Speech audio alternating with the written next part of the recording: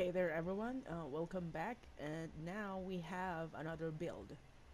This one is an elemental build, and it has been floating around the internet for a while now, and a lot of people are using it. This is a very good build, and you can adjust depending on what elemental weapon you are using with this one.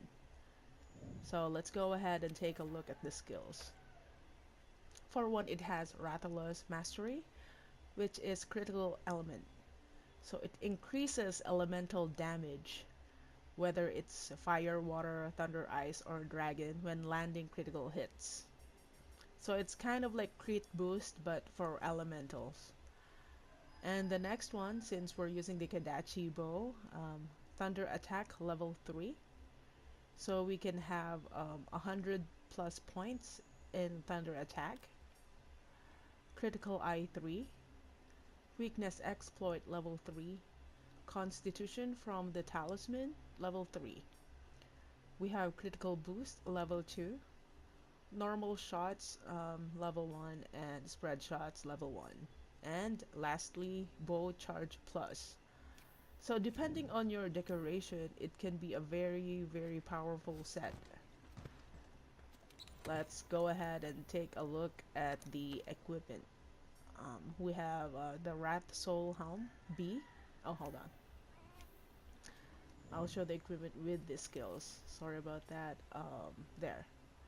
Wrath Soul Helm Beta with critical boost.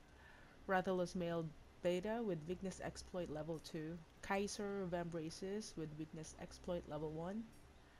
Odogaron Coil Beta for critical eye level 2. Diablos Nero Greaves for normal shots. Now let's say you have the decoration for normal shots but you don't have the decoration for spread shots. You can exchange the legs for the Lava Scythe Greaves that the one I've been using in my previous build. Since I still don't have the Force Shot Jewel, I am using the Diablos Nero Greaves for normal shots, and I have the Jewel for spread shots.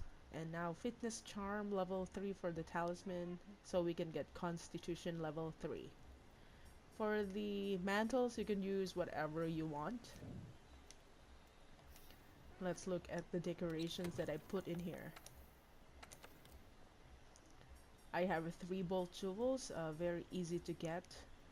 1 expert jewel, 1 spread jewel, level 1 spread jewel, 3.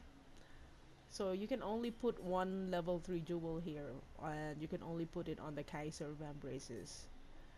The next one is critical jewel, critical jewel, and mighty bow jewel. If you don't have mighty bow jewel, you can exchange it with crit boost if you have it, or mind's eye if you want. Depends on what kind of decorations you have.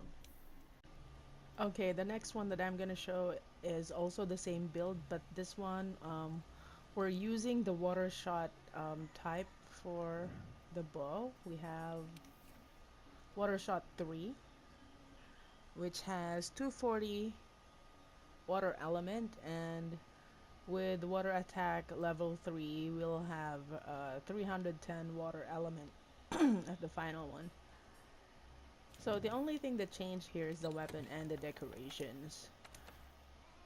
As you can see, I put in 3 stream jewel here, but if you look at our final water element figure, we only have 310 and it's in orange. Now if we remove one decoration and replace it with Mighty Bow Charge, for example, we will have 300 water element. So it's not really worth adding another jewel for that, because the limit of the weapon is only 310 water element. So the added 40 points from the third jewel is not worth it. This is the set I use against Teostra. This one you can use it to attack his head all the time.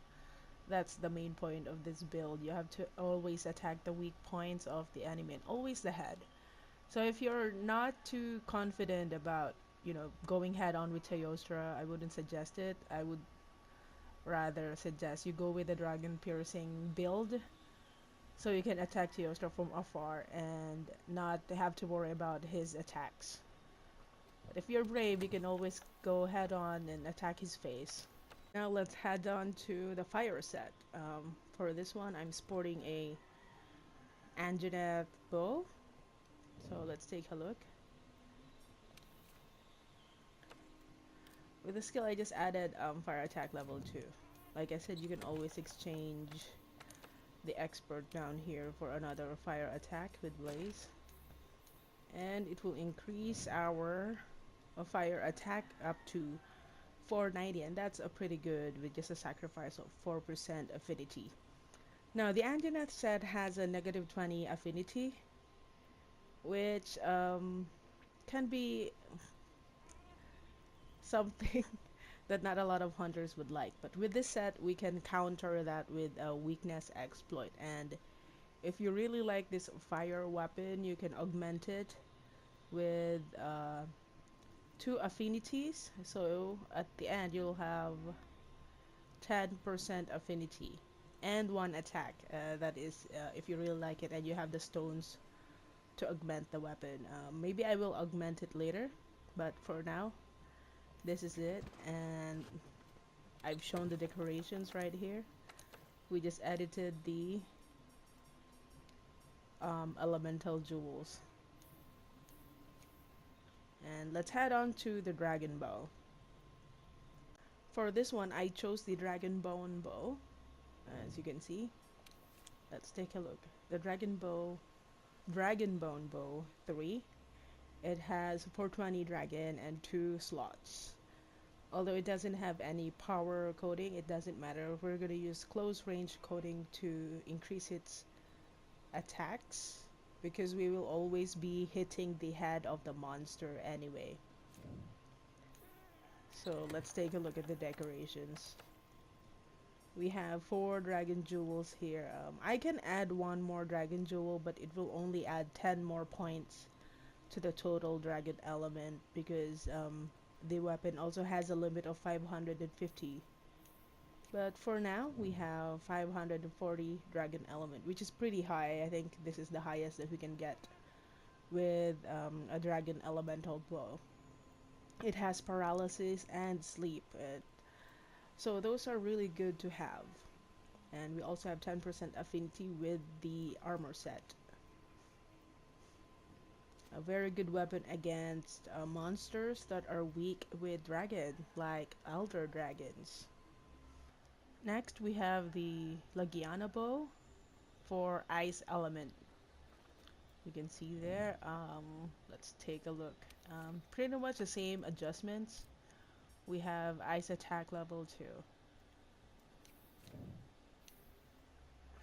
Because the Lagiana bow doesn't have any slots for decoration. Like I said, you can exchange expert for frost if you want. That will boost the ice attack to 490. And that's pretty good, but you have to sacrifice 4% affinity, which shouldn't be so bad because we have the affinity booster. You can get an additional 50% affinity with that. And when you hit the enemy's face anyway, you get 50% additional affinity, so that's already pretty good. And this bow I use against Diablos and Black Diablos. They're pretty weak with ice, and the good thing about this is that it also has sleep attack. So if you're doing solo, you can put the enemy to sleep. You won't have to worry about it being too aggressive. So what do you think about this bow build set? By the way, this is not mine. It is just something that a lot of people are sharing online, and I just want to share it with you too, that you can also use it with different element. Normally online they use it with the Kadachi bow, but of course, since they only gemmed in the Thunder Attack plus 3, that means you can use it with any elemental bow out there. The next one that I'm building is a blast bow set, so we're gonna take a look at having a blast bow set and how good is a blast bow this time around. This time around in Monster Hunter World, because in the past games, blast element in bows are really really good. So for now, I'm gonna say goodbye. I'll see you again next